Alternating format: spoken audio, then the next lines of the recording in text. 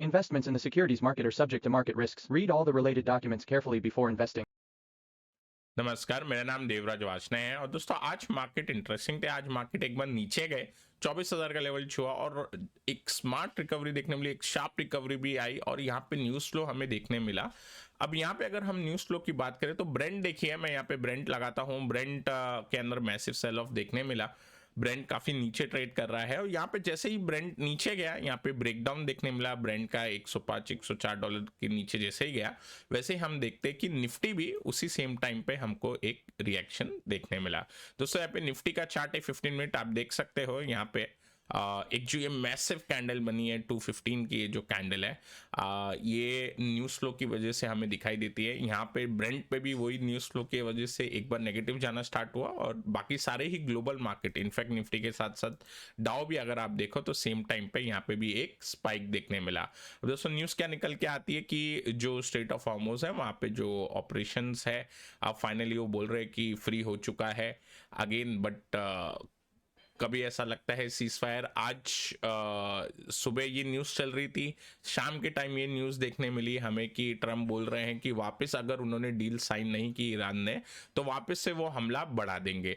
तो ये न्यूज़ आते रहेगी, लेकिन अभी मार्केट हमें क्या बता रहा है। आज अगर मैं ब्रेंट का बिहेवियर देखता हूं तो बाकी कई दिनों क्या हो रहा था, अगर ब्रेंट एकदम से शार्प करेक्शन देता था तो ब्रेंट रिकवर हो रहा था। तो अभी भी बेनिफिट ऑफ डाउट मिल सकता है ब्रेंट के अंदर। मैं एक बार फुल स्क्रीन कर देता हूं ब्रेंट को। बट अगर मैं फिलहाल ये देखूं कि जिस हिसाब से सिचुएशन है, जिस हिसाब से प्रेशर बनाया जा रहा है अमेरिका की तरफ से, अगर इस बार फाइनली कुछ डील या कुछ ऐसा साइन हो जाए तो काफ़ी ज़्यादा ये ब्रेंट के भाव नीचे आ जाएंगे और बाकी सारे मार्केट्स के अंदर अपने को रिकवरी देखने मिल जाएगी। अब पहले मैं निफ्टी पे चलता हूँ क्योंकि ग्लोबली ये सर्टेनिटी है कि कहीं ना कहीं वॉर को रोकने की कोशिश है।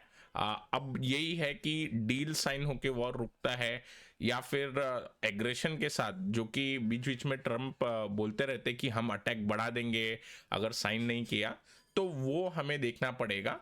फिलहाल अगर डील के साथ वॉर रुक जाए तो ब्रेंट में बहुत शार्प करेक्शन फर्दर देखने मिल सकता है। आज का जो मार्केट रिएक्शन था कहीं ना कहीं वो उम्मीद पे ही है कि आने वाले कुछ एक दो हफ्ते में कुछ फाइनली ऐसा लग रहा है कि निकल के आएगा। अभी यहाँ पे एक सिमेट्रिकल ट्रायंगल पैटर्न बनता है निफ्टी पे। अगर हम निफ्टी का 15 मिनट का चार्ट देखें तो इसका जो ब्रेकआउट है वो हो चुका है 24,225, ठीक है। अब यहाँ पे ट्रेड सेटअप कैसे बनाना चाहिए मेरे हिसाब से, अगर कल market gap down gap up open होंगे तो 24,400 से 500 में अगर जाएंगे तो भी 5-10 मिनट्स रुक के यहाँ पे पोजीशन बनाई जा सकती है। सेकेंड चीज, अगर मार्केट गैप डाउन हुए गैप अप की बदले तो मेरे हिसाब से एक रीटेस्ट लेवल 24,200 के जो जोन है यहाँ पे भी हम बाय कर सकते हैं। तो मार्केट एक बार नीचे अगर खुलता है या गैप डाउन खुलता है तो मेरे हिसाब से जो सिमेट्रिकल ट्रायंगल की रेजिस्टेंस लाइन है इसको एक बार टच करेगा मार्केट और फिर हमें अपसाइड की मूव देखने मिल सकती है। तो यहाँ पे मेरा जो व्यू बनेगा अब वो सबसे पहले गैप फिल का बनेगा जो कि 24,570 का निकल के आता है। और यहाँ पे अगर हमें एक्चुअल टारगेट्स देखने हैं तो हमें सिमेट्रिकल ट्रायंगल का जो लेंथ है उसको देखेंगे और उसको एक बार ऊपर प्लेस करेंगे तो हमें टारगेट्स क्या निकल के आते हैं दोस्तों, 24,725, ठीक है।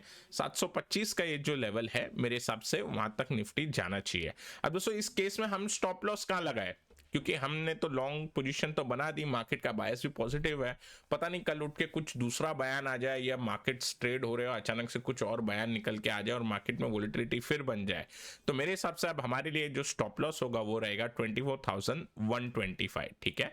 24,125 अगर मेंटेन है तो मेरे हिसाब से बुलिश बायस के साथ एक अपसाइड की पोजीशन बनेगी निफ्टी में, बैंक निफ्टी में, और बाकी सारे हमारे जो काउंटर ऑलरेडी है उसमें एज इट इज हमारा व्यू भी बना रहेगा। अब यहाँ पे बैंक निफ्टी ज्यादा रिएक्ट किया है। क्यों ज्यादा रिएक्शन हमें देखने मिलता है बैंक निफ्टी की तरफ से, क्योंकि बॉन्ड यील्ड के अंदर भी सडन करेक्शन अभी देखने मिल रहा है। यहाँ पे मैं अगर बॉन्ड यील्ड की बात करूं तो एक जो बॉन्ड यील्ड 4.45 की तरफ पहुंच गया था, अभी वापस से 4.35 के आसपास है।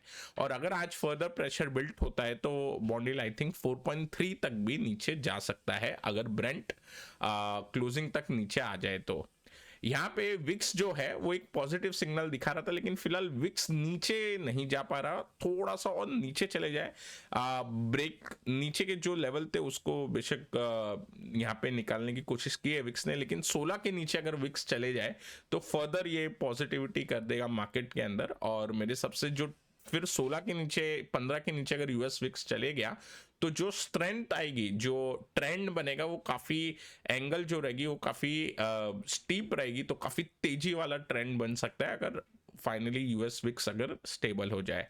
अब दोस्तों यहाँ पे हमारे लिए एक काउंटर निकल के आता है जो मैंने शेयर किया है टेलीग्राम के अंदर। एक्चुअली मैं जैसे टाइप कर रहा था तो बिकॉज वो स्प्रेड था तो मैंने 2 मिनट पहले टाइप करने को लिया था, बस मेरे को स्प्रेड का एक बार वो देखना था, तो उतने में ट्रेड डालते डालते ऑलमोस्ट मार्केट बंद ही हो गए। तो एंड ऑफ द मार्केट जब मैं चार्ट स्कैन कर रहा था तो मुझे एक काउंटर दिखा जो मेरे हिसाब से आने वाले सेशन में एक अच्छा परफॉर्म कर सकता है, और वो है बीपीसीएल। ओके, अगर मैं बीपीसीएल काउंटर की बात करूं तो यहाँ पे आपको देखने मिलेगा एक अच्छा cup and handle pattern again देखने मिलता है, टेक्स्ट बुक फॉर्मेशन है, और ये ब्रेकआउट जो है वो अभी हुआ नहीं है मेरे हिसाब से। इसमें कल के दिन ब्रेकआउट देखने मिलेगा, 320 के ऊपर इसका जो है वो ब्रेकआउट होगा। अब इसको ट्रेड करने का जो तरीका है मेरे हिसाब से स्प्रेड के साथ जाना चाहिए, क्योंकि ये जो है ऑप्शन, ये स्प्रेड स्ट्रेटेजी पूरे महीने तक हम ओपन रख सकते हैं। इसके अंदर हमें 330 का कॉल ऑप्शन लेना है, जो लगभग आपको अब जब जो क्लोजिंग वैल्यू था लगभग आपको 7.15 से 7.5 के बीच में मिल जाएगा, और आपको सेल करना है 350 का कॉल ऑप्शन। ठीक है, 330 का बाय हो जाएगा, सेल होगा 350 का कॉल ऑप्शन, और ये आप सेल कर पाओगे 3.15 टू 3.5 के आसपास। तो 4 रुपए का लगभग स्प्रेड, 4 से 4.5 रुपया आपको लगभग इसके अंदर लागत होगी। मेरे हिसाब से लगता है कि जो स्प्रेड है टोटल 8 से 12 रुपए का डिफरेंस आने वाले टाइम में बता सकता है, और इसके लिए हमें एम करना चाहिए। इसमें स्टॉप लॉस ये पूरे ही 4 रुपए होंगे मेरे हिसाब से। अगर पूरे ही मार्केट रिकवर करेंगे तो यहाँ पे बीपीसीएल को भी एक बार रिकवर करना चाहिए। यहाँ पे अगर हम बीपीसीएल का पुराना चार्ट भी देखें तो बीपीसीएल एकदम रेडी था, वॉर जो अनाउंसमेंट आए उस वजह से नीचे आ गया। अदरवाइज आप देखोगे तो बीपीसीएल के अंदर एक नया ब्रेकआउट होने वाला था, लेकिन ये जो वॉर की न्यूज आई उस वजह से जो ओएमसीज है उसके ऊपर प्रेशर बन गया, क्रूड ऑयल के भाव एकदम बढ़ने से, और यहाँ पे एक शार्प करेक्शन हमको बीपीसीएल के भाव पे देखने मिल गया। अभी टारगेट्स क्या है स्पॉट लेवल पे? तो सबसे पहली बात, अगर हम ऑप्शंस के थ्रू नहीं कर पाते ट्रेड या नहीं करना चाहते तो इसमें कैश में भी बनाया जा सकता है। इसके जो स्टॉप लॉस रहेगा वो 20 रुपए का रहेगा ऑन दी डाउन साइड, जो कि आपका निकल के आएगा 292 का, जो ये हैमर कैंडल है इसके लो पे हम स्टॉप लॉस लगा देंगे। और जो अपसाइड का जो हमारा व्यू है इसके अंदर वो बनेगा आपका 340 तक। ठीक है, अब मोस्टली अगर गैप अप होता है या क्रूड अगर बढ़ जाता है तो ये थोड़ा बहुत नीचे आ जाएगा अगर क्रूड बढ़ता है तो। पर एक बार मुझे लग रहा है जिस हिसाब से बाकी कमोडिटी में सिल्वर और गोल्ड पे भी एक बार अपडेट करूंगा, जिस हिसाब से मेरे को बाकी कमोडिटी का बिहेवियर लग रहा है जो क्रूड के अगेंस्ट इनवर्स चल रहे थे, तो मुझे लग रहा है कहीं ना कहीं ब्रेंट इस बार लग रहा है कि थोड़ा नीचे आने को और तैयार है। तो यहाँ पे ऊपर पे 340 आपको 7% अपसाइड की मुझे लगता है इसके अंदर एक मूव बन सकती है, और अगर 340 क्लियर होता है हमें तो 350 के लेवल इसके अंदर फर्दर देखने मिल सकते हैं। अब इसके अंदर जो हमारा स्टॉप लॉस रहेगा वो यहाँ पे 7% का रहेगा, फर्स्ट जो हमारा लेवल है। अगर ये ब्रेकआउट होता है तो उसको हम ट्रेल कर सकते हैं। तो 1:1 का ये ट्रेड सेटअप है ऑन दी कैश साइड, और अगर फर्स्ट लेवल होते हैं तो वो 1:1.5 का आसपास ये ट्रेड सेटअप बैठेगा। अभी दोस्तों इसके अंदर अगर मैं बात करूं सिल्वर की, सिल्वर का जो चार्ट है ये पॉजिटिव लग रहा है मुझे। यहाँ पे सिल्वर का जो चार्ट का बिहेवियर है, अगर हम देखते हैं ये जो ट्रेंड लाइन मैंने ड्रॉ की है इसको मैं थोड़ा सा नीचे लाके भी एक ट्रेंड लाइन ऐसे ड्रॉ करता हूं, यहाँ पे मुझे लग रहा है कि एक ब्रेक बन सकता है, एक सिल्वर पे भी ब्रेकआउट बन सकता है। और एक ट्रायंगल टाइप स्ट्रक्चर बना है सिल्वर पे। अगर सिल्वर का ये ब्रेकआउट हो जाएगा तो मेरे हिसाब से 83 से $84 सिल्वर पे अपने को देखने मिल सकता है। तो चार्ट स्ट्रक्चर अच्छा है सिल्वर का।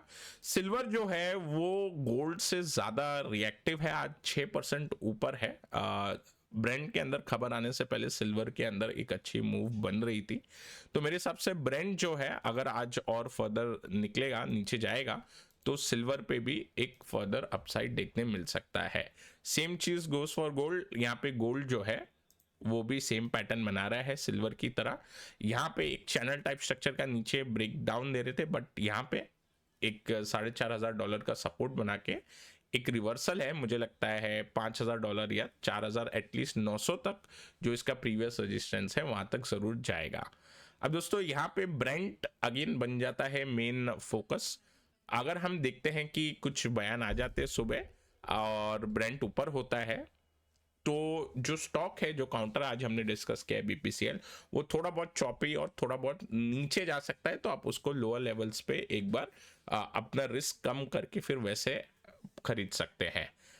यहाँ पे मुझे लगता है कि हमारा जो ट्रेड हम जो बना रहे हैं, ब्रेंट जब तक $107 के नीचे है, $107 के नीचे है, तब तक हमारा जो ट्रेड सेटअप है उसमें इशू नहीं आनी चाहिए। अब दोस्तों जो बाकी काउंटर्स है जो हम डिस्कस कर रहे थे उसमें एज इट इज, कल जो हमने 2 काउंटर डिस्कस किए थे उसमें से एक था आरपी टेक, ओके, राशि पेरिफेरल, ये अपना हाई लेवल मेंटेन कर रहा है, और दूसरा था MBAPL, ओके।